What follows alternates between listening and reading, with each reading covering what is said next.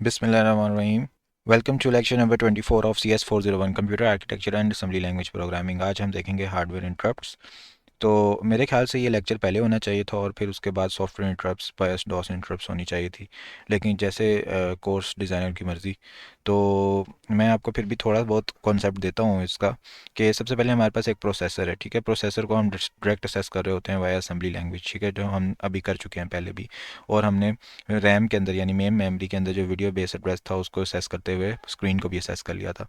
तो उसके बाद हमने देखा था कि हमारे पास बायस के कुछ इंटरप्ट्स अवेलेबल होती हैं असेस करने के लिए, जिसके अंदर हमें एड्रेस वीडियो बेस का याद रखने की ज़रूरत नहीं है, हम डायरेक्ट चीज़ों को असेस कर सकते हैं। ठीक है, यानी ये हमें एक हायर लेवल पे एक चीज़ दे दी गई थी which is higher than the processor direct level. ठीक है, अब ये बायस की जो इंटरप्ट्स हैं, इससे नीचे सॉफ्टवेयर इंटरप्ट्स आती हैं। ठीक है, जो सॉफ्टवेयर इंटरप्ट्स हम ऑलरेडी कवर कर चुके हैं, कुछ फिक्स्ड होती हैं, कुछ जो हैं वो हम डिज़ाइन भी कर सकते हैं कुछ नंबर्स को यूज़ करके।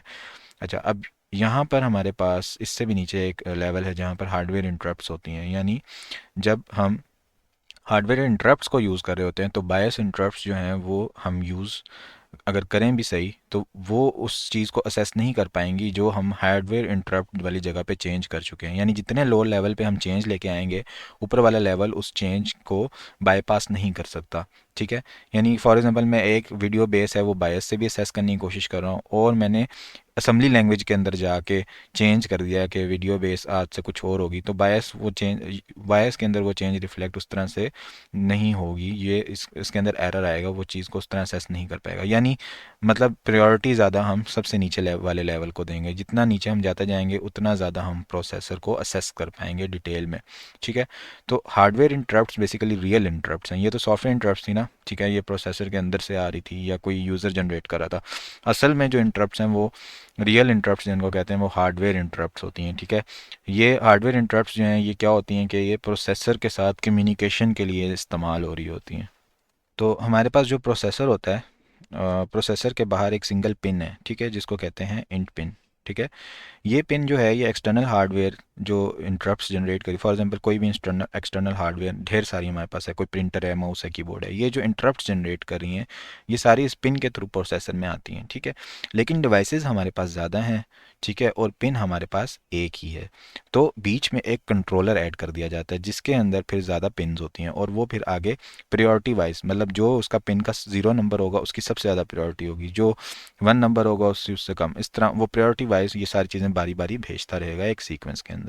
ठीक है, तो ये हमारे पास जो कंट्रोलर होता है इसको कहते हैं PIC, इसको कहते हैं प्रोसेसर और इसको कहते हैं एक्सटर्नल डिवाइसेस, एक्सटर्नल हार्डवेयर। ठीक है, अब जितनी भी हार्डवेयर डिवाइसेस हैं, फॉर एग्जांपल अभी प्रोसेसर जो है वो किसी कैलकुलेशन में बिजी है 5 मिनट के लिए, कीबोर्ड से मैं की प्रेस कर रहा हूँ।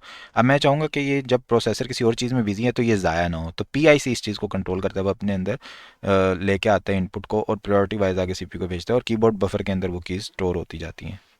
तो हमारे पास क्या होता है बेसिकली, जब भी कोई की प्रेस होगी, ठीक है, जो की का इंटरप्ट सिग्नल है वो सेंड होगा। ठीक है, इंटरप्ट जनरेट होगी और इंटरप्ट हैंडलर जो है वो उस की को सेव कर लेगा फॉर लेटर यूज़। ठीक है, फिर हमारे पास अभी आप देखेंगे पोर्ट्स भी होंगे, उन पोर्ट से फिर हम रीड करेंगे कि कौन सी की प्रेस हुई है। ठीक है, या इस तरह से हम सारी चीज़ें देखते हैं और समझते हैं। तो प्रोसेसर को अपडेट करना है हर चीज़ ने, हर इंटरप्ट ने, कि मैं अब ख़त्म हो गई हूँ। ठीक है, एंड ऑफ इंटरप्ट उसने जनरेट करना है, प्रोसेसर को ज़रूरत ना पड़े कि वो सारी चीज़ों को मॉनिटर कर रहा है, वरना उसका सारा जो स्पीड है, पावर है, वो ये मॉनिटर करने में ही लग जाएगी कि कौन सी इंटरप्ट अब चल रही थी, कौन सी ख़त्म हुई, अब कौन सी को मैंने चलाना है। तो ये प्रोसेसर की रिस्पॉन्सिबिलिटी नहीं होनी चाहिए, उसका काम है कि बस चीज़ें चलाए। तो यही हम बात कर रहे थे कि प्रोसेसर के बाहर एक पिन है और एक पिन जो है वो सारी चीज़ों को, सारी सोर्स को कंट्रोल नहीं कर सकती, तो एक कंट्रोलर बीच में डाल दिया जाता है जिसको कहते हैं प्रोग्राम इंटरप्ट कंट्रोलर, PIC। इसके 8 इनपुट सिग्नल्स होते हैं जो कि 8 इनपुट पिन 0 to 7 से आ रहे होते हैं। अगर हमारे पास एक से ज़्यादा इंटरप्ट आ रही है तो हाईएस्ट प्रायोरिटी जो है उसको आगे सर्विस कर दिया जाएगा और उसके बाद वाली प्रायोरिटी को किया जाएगा। जैसी वो इंटरप्ट सर्विस होगी, एंड ऑफ इंटरप्ट का सिग्नल प्रोसेसर को भेज दिया जाएगा। जो हमारा ओरिजिनल IBM XT था उसके अंदर हमारे पास एक PIC था। ठीक है, और 8 पॉसिबल इंटरप्ट सोर्सेज उसके अंदर होती थी क्योंकि इसके अंदर 8 पिन है। अब IBM 80 उससे एडवांस आया। ठीक है, उसके अंदर क्या हुआ, 2 PIC आ गई, तो एक PIC की 8 थी, 2 की 16 बन गई। तो लेकिन उनका एक कास्केड मास्टर स्लेव अरेंजमेंट होता है। मास्टर स्लेव अरेंजमेंट का मतलब है कि एक चीज़ पे एक मास्टर होता है, एक स्लेव, एक टाइम पे एक चल रहा होता है। अच्छा, प्रायोरिटी समझनी है तो ये समझ लें कि हमारे पास फॉर एग्जांपल 8 स्विच हैं, ठीक है, तो वो अब जो क्लोज हुए हुए हैं, ठीक है, जो कि एक आउटपुट जनरेट कर रहे हैं। जब एक स्विच जो है वो सिग्नल एक स्विच पे आएगा तो ये पास कर दिया जाएगा आउटपुट पे, ठीक है, और ये स्विच जो है और इसके नीचे वाले सारे ओपन कर दिए जाएंगे, तो अब इनसे आगे कोई सिग्नल नहीं आ सकता। तो जो हायर प्रायोरिटी स्विचेस होंगे उनको क्लोज रखा जाएगा। देखें स्विच होता है ना, ऐसे एक बना होता है, ठीक है, क्लोज से मुराद के ये ऑन हो गया, ऑन हायर प्रायोरिटी का किया जाएगा, जो लो प्रायोरिटी होंगे उनको ओपन रखा जाएगा यानी ऑफ रखा जाएगा।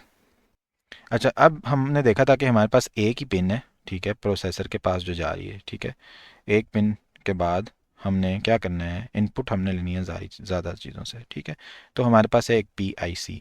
तो पी आई सी के पास जो आ रही होती हैं इनपुट्स, ठीक है, उन्होंने देखें एक लाइन में लगना है और हाई प्रायोरिटी वाली ने आगे जाना प्रोसेसर के पास, ठीक है।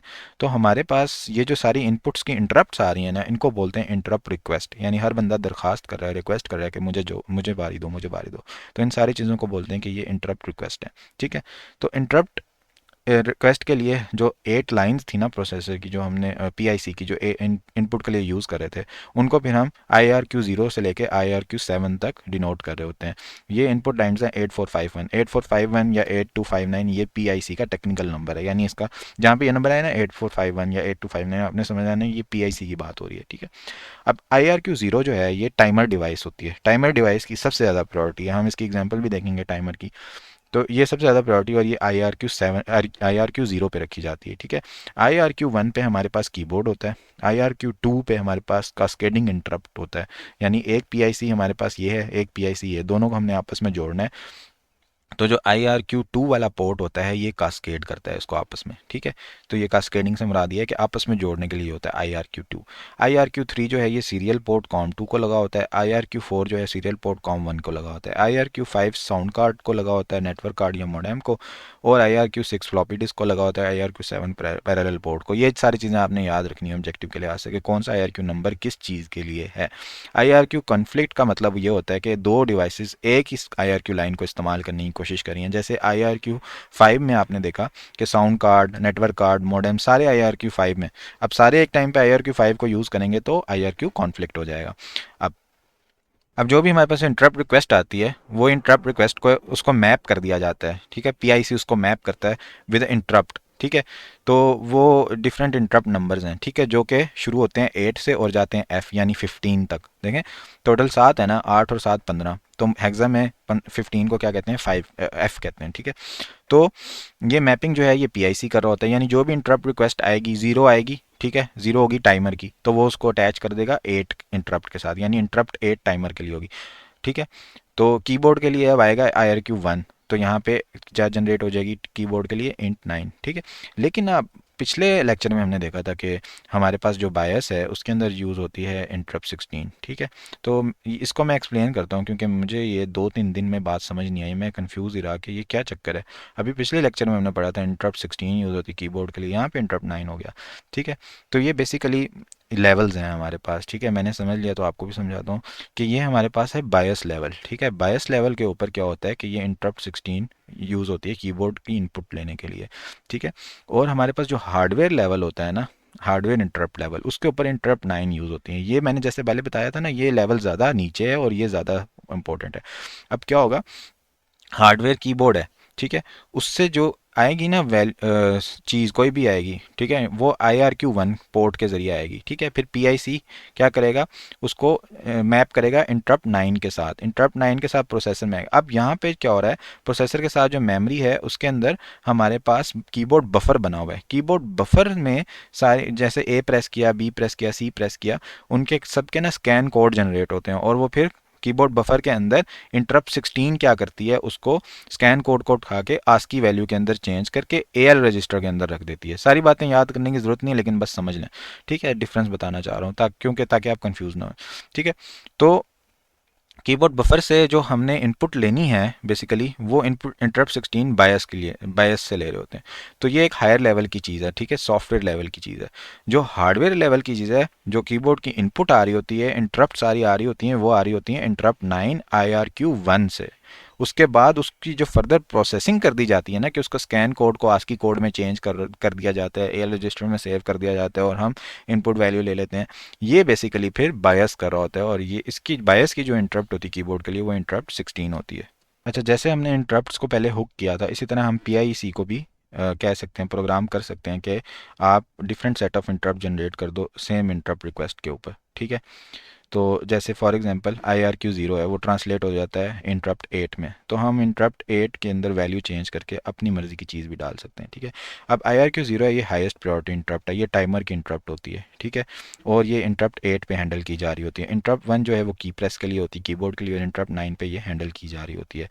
अब जो हैंडलर है, वो क्या करता है, जो भी इंटरप्ट आती है उसके लिहाज से इंटरप्ट वेक्टर टेबल के अंदर उसकी वैल्यू देखता है। जैसे क्या वैल्यू देखता है, n मल्टीप्लाई बाय 4 पे वो चला जाता है, ठीक है। तो वहाँ पे जाके उसको पता चलता है वेक्टर टेबल के अंदर कि आगे किस सब रूटीन को कॉल करना है, ठीक है। जैसे इंटरप्ट 8 है, तो इंटरप्ट 8 के अंदर जाने के लिए वो क्या करेगा, 32 एड्रेस पे जाएगा, वहाँ से देखेगा कि आगे किस एड्रेस पे जाना है, ठीक है।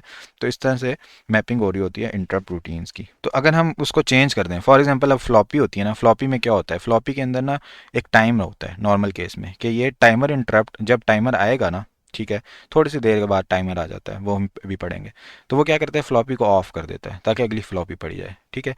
फिर दोबारा से मोटर स्पीड अप होने में टाइम लेती है, दोबारा से फ्लॉपी रीड होती है। हम कहते हैं कि इसको मॉडिफाई कर देते हैं, हम कहते हैं कि ये टाइमर इंटरप्ट पे फ्लॉपी बंद ना हो। तो इस तरह हम क्या करेंगे कि अब उसकी इंटरप्ट रूटीन में, सर्विस रूटीन में चेंज कर देंगे, ठीक है।